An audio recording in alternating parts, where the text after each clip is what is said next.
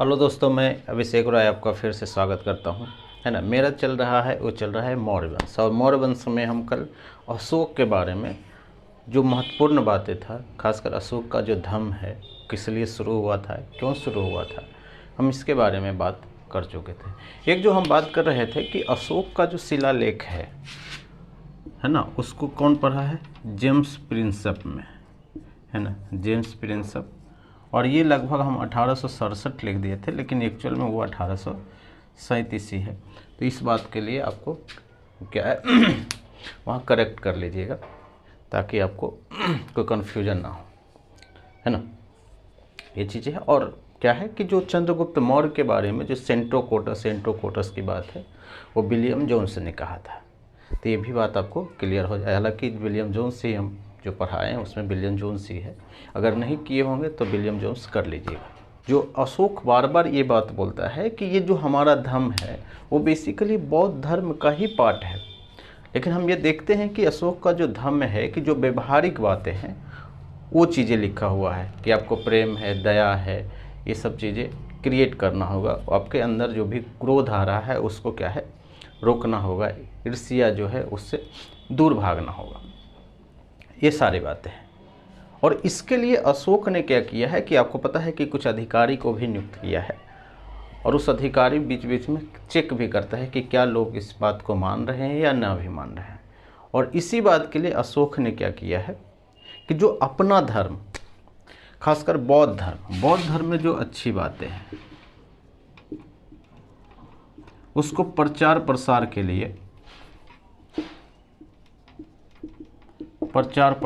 लिए बहुत काम किया है, खुद भी और कुछ क्या है अधिकारियों को भी नियुक्त किया है। तो हम तो अब सबसे पहले बात तो यही पढ़ेंगे कि अशोक का वो कौन सा जो अभिलेख है जिसमें ये मानता है कि मैं बौद्ध धर्म को मानता हूँ, है ना, यानी बौद्ध जो संघ है उसमें मैं विश्वास रखता हूँ।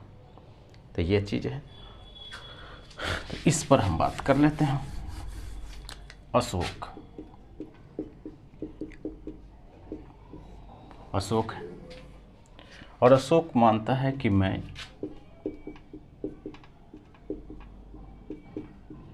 बौद्ध धर्म में विश्वास रखता हूँ।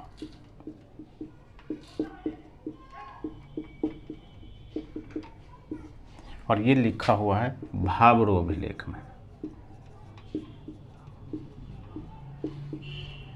भाब्रो अभिलेख कहाँ है? यह है राजस्थान में, है ना, ये राजस्थान में। यानी भाब्रो अभिलेख में बोलता है कि मैं जो है वो बौद्ध धर्म को मानता हूँ, और बौद्ध धर्म के जो 3 रत्न है हम उसमें विश्वास रखता हूँ। तो वो जो बौद्ध धर्म का जो 3 रत्न है कौन सा है आपको पता है? बुद्ध,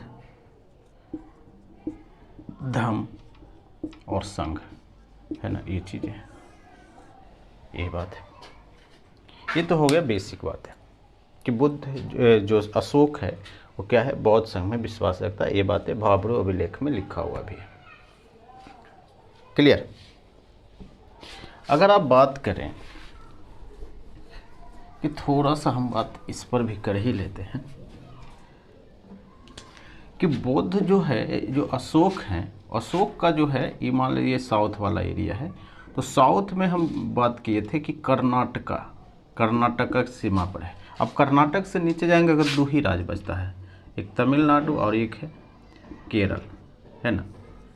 तो केरल में जो साउथ का जो राजा है, यानी साउथ के जितने भी वंश हैं, ये क्या है, अशोक का जो साम्राज्य है उससे टच होता है। आप समझ रहे हैं कि अगर साउथ का जो वंश है, जैसे चोल, चेर, पांड्य, ये सब जो राजा है, ये सब जो साम्राज्य है, जो छोटा छोटा वंश है साउथ में, हम पढ़ेंगे भी आगे, इससे इसका जो है बाउंड्री वो टच होता है। सवाल यहाँ पर ये पूछता है कि ये कौन सा वंश है साउथ का जो इसकी सीमा से टच नहीं होती है? तो होता है, वो है सातवाहन। और सातवाहन जो है अशोक की सीमा से जो है वो टच नहीं होता। बस आपको सिर्फ इतना ही बात ध्यान होना चाहिए मेन रूप से। ठीक है, ये बात तो हो गया।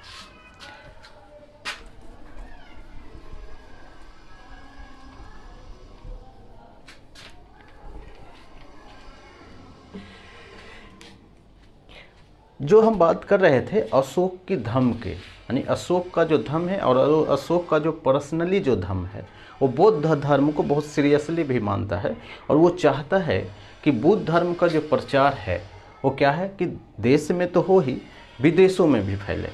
तो बौद्ध धर्म के प्रचार के लिए ये कुछ क्या है कि कुछ अधिकारियों को भी नियुक्त किया है। उस अधिकारियों को नाम है वो है धम्म महामात्य, धम्म महामात्य। और ये क्या है, बौद्ध धर्म का प्रचार के लिए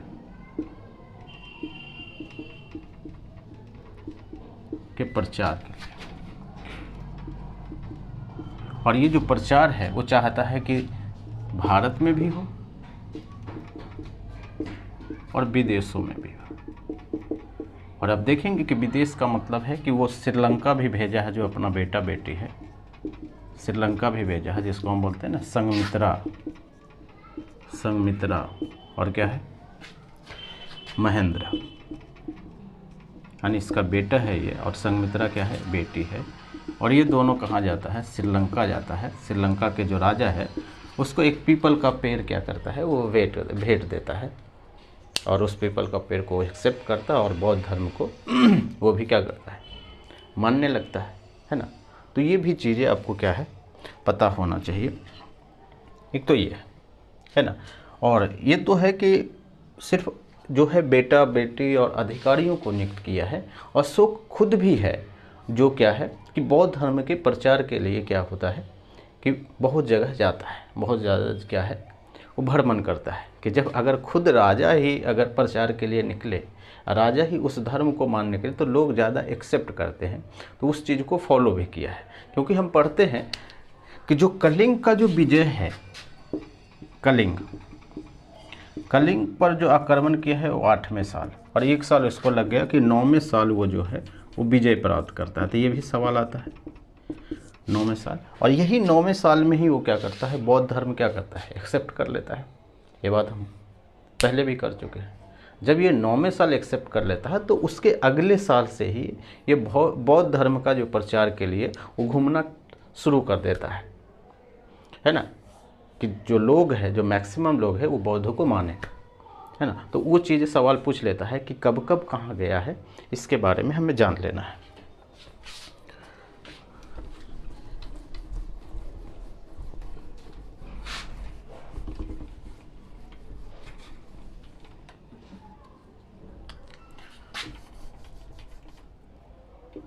जो पहली जो बौद्ध धम्म यात्रा है इसकी, वो गया है बोध गया। बोध गया कहाँ, जहाँ पे उसके क्या है, जहाँ पे बुद्ध की जो है जीवन के या निर्वाण का जो है ज्ञान की प्राप्ति हुई थी, वहाँ पे जाता है। और ये जाता है लगभग 10वें वर्ष। ये 10वें वर्ष का क्या मतलब है, 10वें वर्ष 9वें वर्ष, 10वें वर्ष 9वें वर्ष का मतलब होगा है कि जब से ये राजा बना है उसके 10वें साल से ये घूमना क्या है वो प्रारंभ किया है ना। ये चीज़ें आपको पता होना चाहिए। तो अगर पहले धम्म यात्रा पूछेगा तो ये गया है बोध गया, क्लियर है। और अगर दूसरे दो जो धम्म यात्रा है वो गया है नेपाल, और एक होता है निगाली सागर अभिलेख।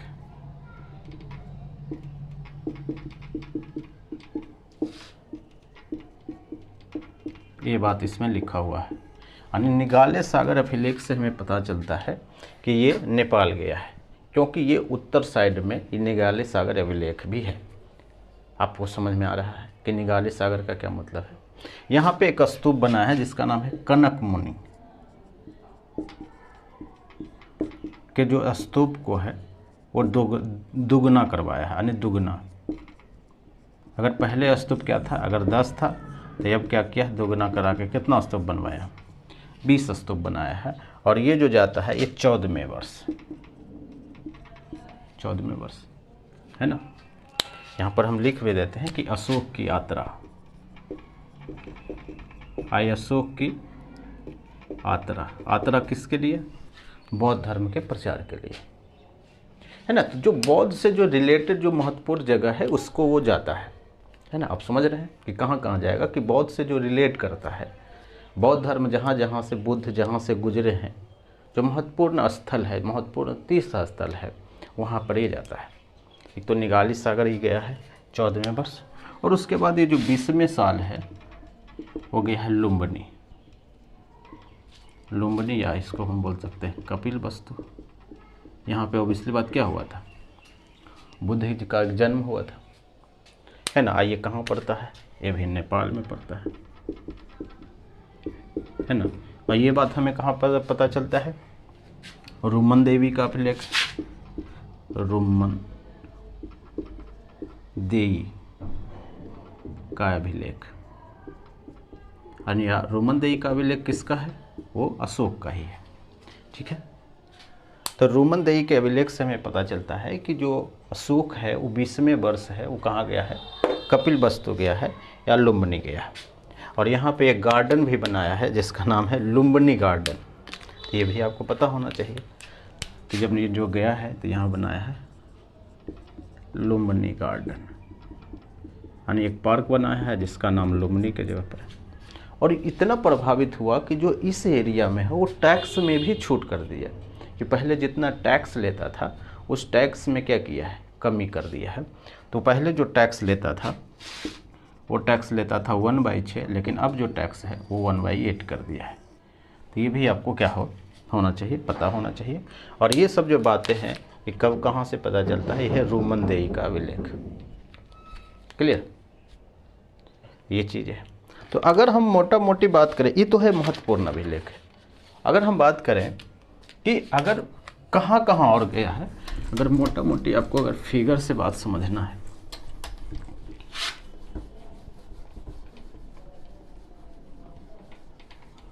तो वो सबसे पहले गया है बोध गया, उसके बाद गया है कुशीनगर। कुशीनगर का क्यों, क्योंकि बुद्ध की जो मृत्यु है जो है ना यहीं पे गया। उसके बाद ये गया है लुम्बिनी, है ना। तीसरा है वो गया है कपिल वस्तु, ये चीज़ है। उसके बाद गया है सारनाथ, और उसके बाद ये गया है श्रावस्ती, कौशल, है ना। कौशल की राजधानी है श्रावस्ती। और आपको पता होगा कि कौशल में ही जो बुद्ध का है सबसे ज़्यादा जो उपदेश दिए हैं वो कौशल में दिए हैं, या कौशल की जो राजधानी है श्रावस्ती वहाँ पे दिए। अब देख रहे होंगे कि ये जितना भी बातें हैं, जितना भी जगह है, वो जो है वो बुद्ध धर्म से, जो बुद्ध कहीं ना कहीं कुछ चीज़ें किए हैं। क्लियर, ये चीज़ें हैं। क्योंकि अगर आप समझें कि बोध गया में क्या हुआ है कि इनको इनको ज्ञान की प्राप्ति हुई है, कुशीनगर में मृत्यु हुआ है, सारनाथ में फर्स्ट बार उपदेश दिए हैं, और श्रावस्ती में सबसे ज़्यादा उपदेश, है ना। तो ये चीज़ें क्या है कि जितना भी बौद्ध धर्म से रिलेटेड है वहाँ पे जाके जो इन्होंने क्या किया है, बुद्ध को बौद्ध धर्म का प्रचार प्रसार किया। अब इतना तो सारा बातें हम कर चुके हैं। अब जो सबसे लास्ट बात ये आता है कि अशोक का जो शिलालेख है उसमें से अशोक को क्या कह के सूचित किया जाता है, क्या बोला जाता है, ये सबसे महत्वपूर्ण चीज़ है। और ये चीज़ें किसने पढ़ा है, तो ये पढ़ा है जेम्स प्रिंसेप ने। कब, 1837 में। तो उसमें इसको बोला जाता है देवा नाम प्रिय, यानी देवों का प्रिय, बेसिकली ये है।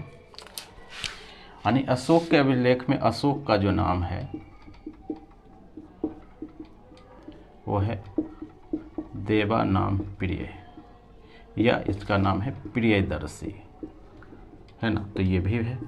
और ये बात कौन पढ़ा है, तो ऑब्वियसली बात है कि तो अगर ये देवा नाम प्रिय है तो ये पता कैसे चला कि अशोक का ही है ना, कि अशोक के बारे में है।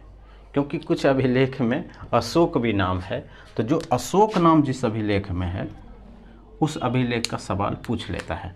तो उस अभिलेख के बारे में आपको पता होना चाहिए कि जो अशोक लिखा हुआ है कि ये अशोक, यानी प्रॉपर अशोक ही लिखा हुआ है, वो सवाल भी बनता है। तो जैसे आपको ध्यान होना चाहिए, जैसे मास्की का अभिलेख है साउथ में, जो हम बात हुई गुर्जरा, ये सब साउथ का है ना। एक है नेट्टूर और एक है उद्गोलम।